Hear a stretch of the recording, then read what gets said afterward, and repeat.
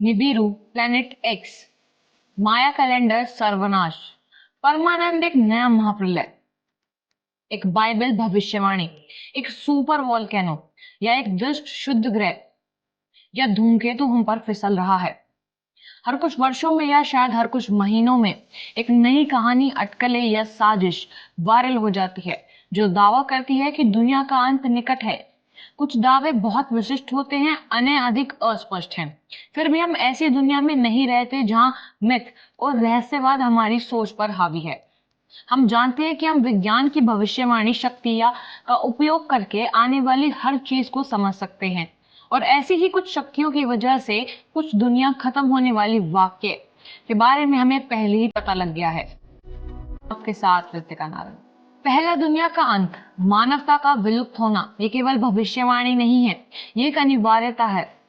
हालांकि आज हम 7 अरब से अधिक और बढ़ चुके हैं।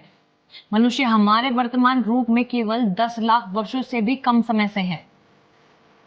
सभी महान वानरों का अस्तित्व केवल कुछ मिलियन वर्षों से है। विकास हमारी प्रजातियों में एकल मानव जीवन काल के समय से धीमा हो सकता है, लेकिन लाखों वर्षों में ये अपरिहार्य है।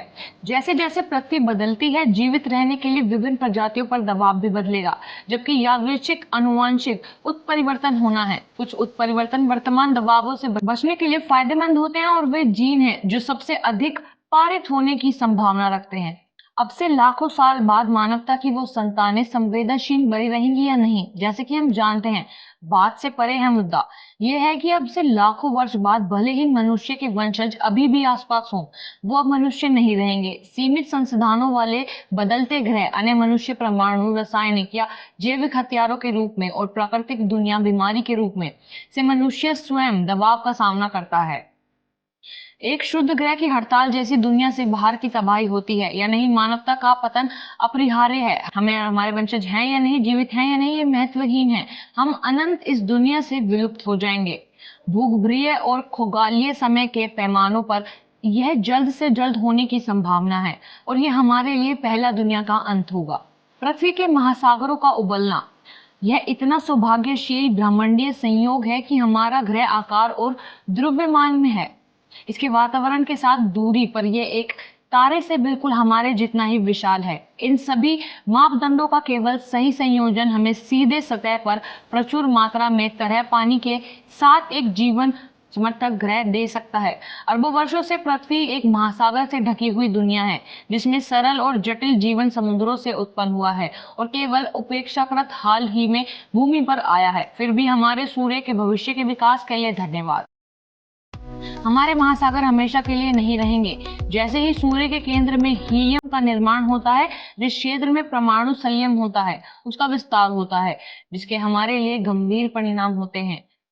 समय के साथ सूर्य गर्म होता है और फैलता है, अधिक चमकदार होता है और समय के साथ अधिक शक्ति उत्सर्जित करता है। अधिक से अधिक 1 से 2 अरब के बाद सूर्य द्वारा दी जाने वाली ऊर्जा की मात्रा एक निश्चित महत्वपूर्ण बिंदु तक बढ़ जाएगी। इतना अधिक कि दिन के दौरान पृथ्वी के महासागर में पानी की अणु से टकराने वाली ऊर्जा की मात्रा पर्याप्त होगी। जैसे ही महासागर उबलेगा और वातावरण जल वापस से भर जाएगा, ग्रीन हाउस गैसों का प्रभाव खत्म हो जाएगा, जिससे पृथ्वी का तापमान भयावह रूप से बढ़ जाएगा। हमारे ग्रह आज पृथ्वी की तुलना में शुक्र की तरह अधिक हो जाएंगे। सतह पर जीवन के लिए पूरी तरह से दुर्गम हो जाएगा। केवल शायद कुछ साधारण जीव बादलों की चपेट से उच्च जीवित रहेंगे, लेकिन जैसे कि हम जानते हैं कि जीवन हमारी दुनिया पर समाप्त हो जाएगा। जटिल विभेदित जीवों का लैंगिक प्रयोग अपने स्वाभाविक अंत पर आ चुका होगा। एक बंजर चट्टान में कमी। आपने सोचा था कि हमारे महासागरों का उबलना बुरा था? हमारी दुनिया से वातावरण के हर परमाणु के बाहर होने की संभावना के बारे में क्या ख्याल है? हर उस चीज से जो कभी सतह पर रहती थी, जली हुई राख में बदल गई। उन सभी बातों के अभिलेख का जो जीवित प्राणी पीछे छोड़ गए, मिट्टी में बदल गए, प्राय गर्मी और ऊर्जा के साथ ठीक वैसा ही किसी भी दुनिया के साथ होगा, जिसमें बुध सूर्य के सबसे निकट का ग्रह एक प्रमुख उदाहरण है। अगले 5 से 7 अरब वर्षों में ठीक यही पृथ्वी के साथ होगा, क्योंकि सूर्य के केंद्र में हाइड्रोजन ईंधन समाप्त हो गया है। जब ऐसा होता है तो कोर सिकुड़ जाएगी, गर्म हो जाएगी और हीलियम को पहले से भी अधिक ऊर्जा जारी करने के लिए फ्यूज करना शुरू कर देगा। इस अवस्था में सूर्य हीलियम से जलने वाली लाल दानव में बदल जाता है और पृथ्वी पर कुछ भी इसका सामना नहीं कर सकता। सूर्य अपने वर्तमान व्यास से लगभग से 100 गुना बढ़ जाएगा और आज की तुलना में हजारों गुना अधिक चमकदार हो जाएगा। पृथ्वी को पूरी तरह से नंगा कर दिया जाएगा, साथ ही साथ सूर्य से उसकी कक्षा में दूर धकेल दिया जाएगा, जबकि आंतरिक दुनिया बुध और शुक्र पूरी तरह से निगला हुआ होगा।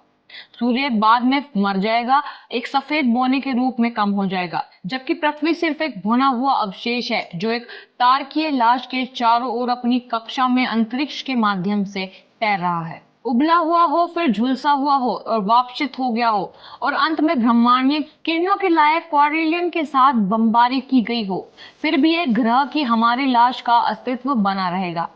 ये अक्षुण्ण रहेगा, तारकीय पिंड के चारों ओर परिक्रमा करता रहेगा जब तक कि निम्नलिखित में से कोई एक घटना घटित न हो जाए। टक्कर के आकार और गति के आधार पर एक वास्तु पृथ्वी से टकराती है, या तो उसे नष्ट कर देती है या इसे निगल लेती है।